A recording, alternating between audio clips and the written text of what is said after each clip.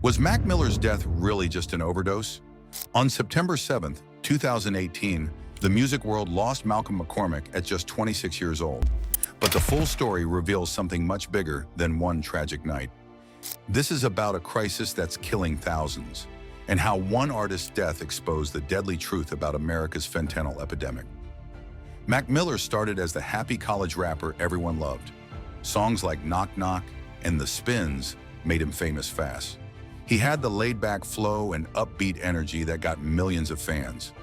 Billboard called him the new blueprint of success. His debut album, Blue Slide Park, hit #1 on the charts and went gold.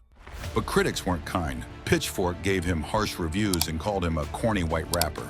The success was real, but so was the pressure to prove himself as more than just frat rap. That criticism changed everything for Mac. He started making darker, more honest music. Albums like Macadelic and Watching Movies with the Sound Off showed his real struggles. He wasn't hiding his drug use anymore. His lyrics talked openly about depression and addiction. He even said in songs that he thought he should be dead. Mac was using his music like therapy, being brutally honest about his demons.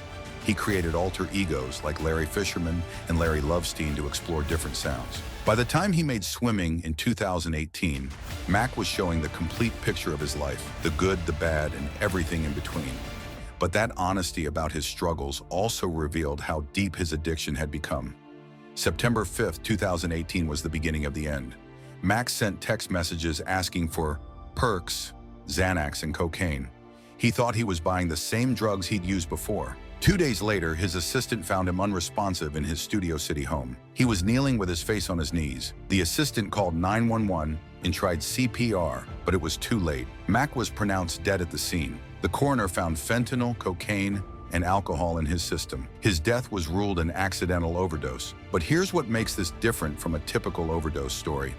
Mac's assistant told police he struggles with sobriety and had recent relapses. The house was suspiciously swept clean of drug evidence. Only a small amount of white powder was found. Someone had tried to hide how bad things really were. The investigation revealed the shocking truth. Mac didn't know he was taking fentanyl. 3 men were charged with supplying the drugs that killed him. Stephen Walters supplied fentanyl and cocaine to Ryan Rivas. Rivas acted as the middleman, giving counterfeit pills to Cameron Pettit. Pettit sold Mac what looked like oxycodone pills, but they contained deadly fentanyl. Mac thought he was buying the same perks he'd used before. Walter got 17.5 years in prison. Rivas got 10 years and 11 months. Pettit served an unknown sentence and was released in 2024. The legal system proved this wasn't just addiction. It was criminal deception that cost Mac his life. Mac's mother, Karen, spoke in court about losing her son. She said, "My life went dark the moment Malcolm left his world. Malcolm was my person, more than a son." The music industry mourned together. Chance the Rapper, Post Malone, and dozens of other artists shared tributes. Fans felt like they'd lost a friend, not just a celebrity, but Mac's death also became a wake-up call. The DEA started the Faces of Fentanyl campaign to warn artists about counterfeit pills. Musicians like Trippie Redd and Lil Durk began speaking out against drug use, especially lean. The industry was finally admitting it had a deadly problem. Mac Miller's story shows how the fentanyl crisis works. Annual overdose deaths in America have multiplied 6 times since 2000. Over 106,000 people died from overdoses in 2021. Fentanyl caused about 71,000 of those deaths. The drug is 50 to 100 times stronger than morphine. Just 2 milligrams can kill someone. That's an amount that fits on a pencil tip. Drug cartels make fake pills that look exactly like real prescription drugs. They copy OxyContin, Percocet, Xanax, even Adderall. People think they're buying something safer, but they're playing Russian roulette with fentanyl. The COVID pandemic made everything worse by disrupting treatment and mental health services. Mac Miller didn't mean to die that night. He thought he was taking the same drugs he'd used before.